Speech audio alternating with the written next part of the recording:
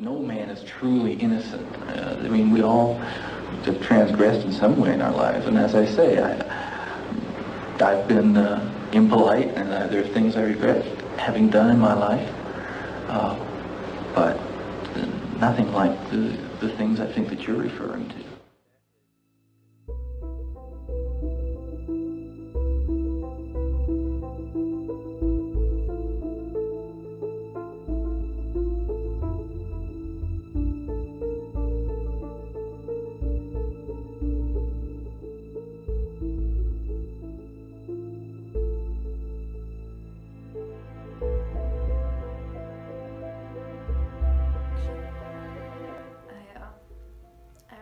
Very distinctly.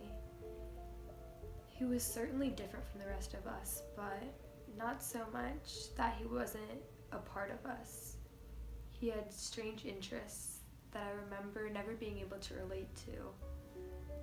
But he was just as much a part of our family as everybody else was. On November 24th, 1946, Theodore Robert Bundy was born in Burlington, Vermont. He was born an illegitimate child to his mother, Eleanor Cowell, but raised by his grandparents in order to conceal the fact that he was born out of wedlock. Bundy spent the better part of his childhood growing up in Tacoma, Washington after he and his mother moved there, and she married Johnny Bundy. Ted was adopted by Johnny, and the couple had 5 additional children. I grew up in a wonderful home with 2 dedicated and loving parents, one of 5 brothers and sisters. A home where we as children were the focus of my parents' lives, where we regularly attended church, 2 Christian parents who did not drink, they did not smoke, there was no gambling, there was no physical abuse or fighting in the home. I'm not saying this was Leave It to Beaver. It wasn't perfect. No, I don't know that such a home exists, but it was a fine, solid Christian home, and nobody... Growing up, Ted really didn't show the characteristic signs of a killer in the making. His early life was unsuspecting. It was almost too ordinary to produce the disturbed man that I came to know. I mean, sure, he had some unusual interests, but nothing compared to killers who have committed crimes far less gruesome than he did. He wasn't exposed to, some unspeakable horror or brought up in a terrible condition. You know, he just wasn't a born killer. Despite his relatively stable home life, Ted developed some strange interests. From a young age, he displayed an affinity for knives and gruesome and morbid subjects. Ted has also stated that in his early teens, he was exposed to softcore and hardcore pornography that he believes contributed to his inordinate sexual desires. The early teens are years of upheaval and turmoil. They're years of physical and blank. In his adolescence, Ted displayed a lonesome nature and an increasingly dark and troublesome character. In his high school years, he began to spend time staring into the windows of peers, neighbors, and strangers. He also started to shoplift and steal. Bundy expressed his dissociation from teen culture in an interview saying, "I didn't know what made things tick. I didn't know what made people want to be friends. I didn't know what made people attractive to one another. I didn't know what underlay social interactions." We went to high school together. He was quiet, maybe a little reserved even. I don't know if he was shy, but he seemed like it, but he was also quite confident when he was comfortable. Maybe he was just a little reserved. He just wasn't really as boisterous as the rest. As Bundy transitioned from high school to college, his resume of disturbing hobbies would only grow longer and more extreme. Bundy went on to study psychology and Asian studies at the University of Puget Sound and the University of Washington. He began to develop a new outgoing and confident attitude, which helped him form many new relationships. Some of these included then writing student Ann Rule, who would eventually write one of his many biographies, as well as a young student from California, who he would eventually fall in love with. You know, in college, Ted started coming out of his shell. He became more confident, more charming, more charismatic. He even started building relationships. He still wasn't, I still just think he wasn't totally focused on school. He was a little apathetic. But in 1967, he began dating a classmate. But the next year after that, 1968, he dropped out, and his girlfriend actually broke up with him for being immature and apathetic. And after that, he became depressed. But, I also think that's what made him ambitious. Around this time, there began a series of abductions and attacks in the Seattle and surrounding Oregon area. Witnesses identified the criminal as a young man by the name of Ted. Around the time of the abductions in Seattle, we started receiving some tips from residents regarding possible suspects, and I remember hearing the name Ted come up a lot. And we received tips from people who, at the time, we probably should have really listened to. I remember it was Bundy's psychology professor who he had a close relationship with, and probably he could have seen into his mind a bit better than anyone, even Ted's girlfriend at the time, who we received many concerns from. But after investigating him a bit and looking into his reputation, myself and the other investigators we couldn't look past the image of this charming, confident, clean-cut guy. And we kept looking for new suspects and completely disregarded him at the time. And I truly believe this was a fatal mistake on our part because, he continued to strike. From January to May of 1974, there were reports of 3 murders and 1 attempted murder of female college students, as well as numerous missing reports for young women.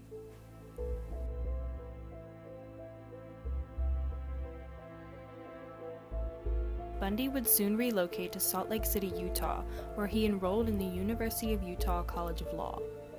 In his first year in Salt Lake City, he murdered 8 women, including his youngest victim yet, Lynette Culver. Some of his victims, however, made it out alive.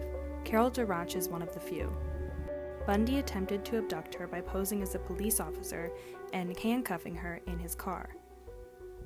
However, Carol escaped and provides a chilling testimony on her experiences. Undercover, it occurred to me, that he wasn't who he said he was, and that something really bad was going to happen.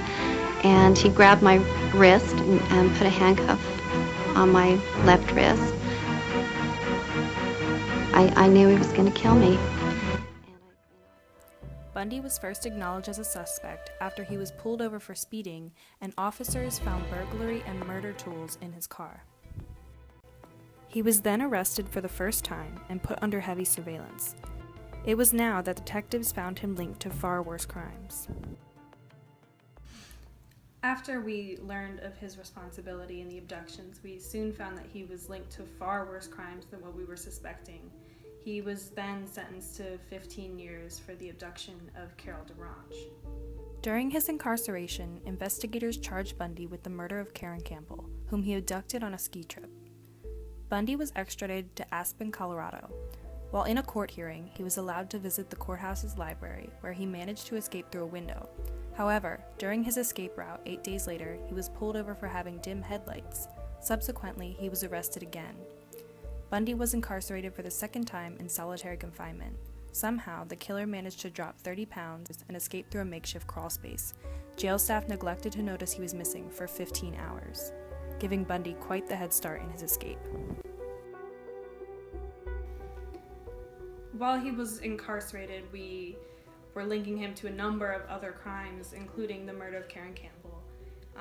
He was soon extradited to Aspen, where he made his first escape. Reason became clear on New Year's Day, 1978. Bundy had climbed into a ventilating duct and escaped again. While on the run, Bundy made his way to Tallahassee, Florida, where he would strike again on the Florida State University campus. Frightened co-eds at Florida State University in Tallahassee walked to class in groups today while detectives tried to track a man who slipped into a sorority house early yesterday and murdered 2 women. David. On the night of January 15, 1978, Bundy broke into a Florida State University sorority, Chi Omega, where he raped and murdered Lisa Levy and Margaret Bowman, as well as attacking 2 other residents. On the same night, he attacked another woman who survived, only a few blocks away.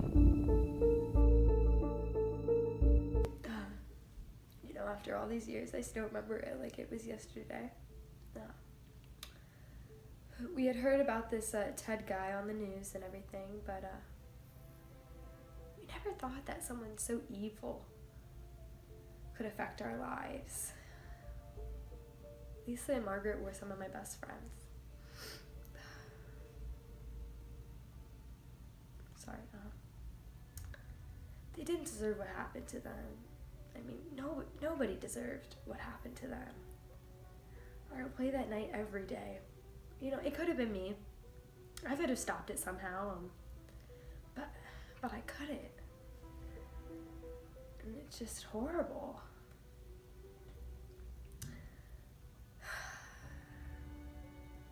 I wanted him dead. Yep.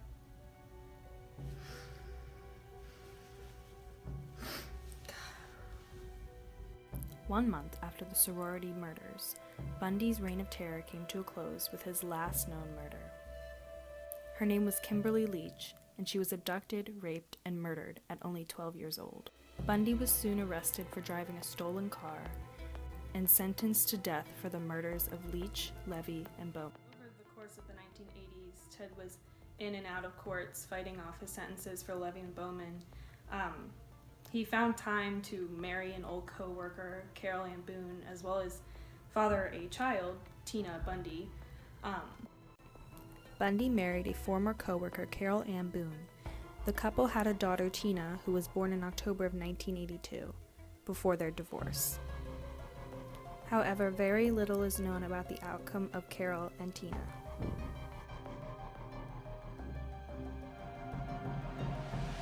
The most notorious serial killer in the nation is scheduled to die tomorrow morning in Bundy Florida's is electric scheduled chair. to die in Florida's electric chair tomorrow morning at 7. He is scheduled to die in this electric He chair. was to have been executed early tomorrow morning in Florida. That was the schedule.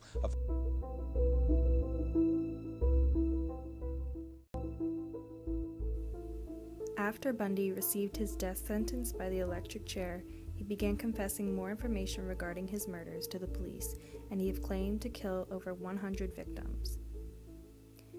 In interviews and statements, he always remained hauntingly calm, speaking only in the third person and in hypotheticals.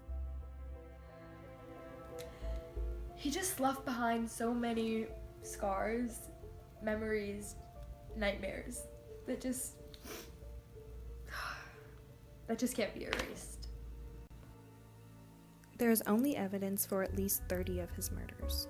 To this day, he has no outstanding psychological evaluation, but we can accredit most of his motivation to his early exposure to softcore and hardcore pornography. Although it is difficult to understand the motives for this charismatic killer, the lasting effects on his victims and their families will never be forgotten.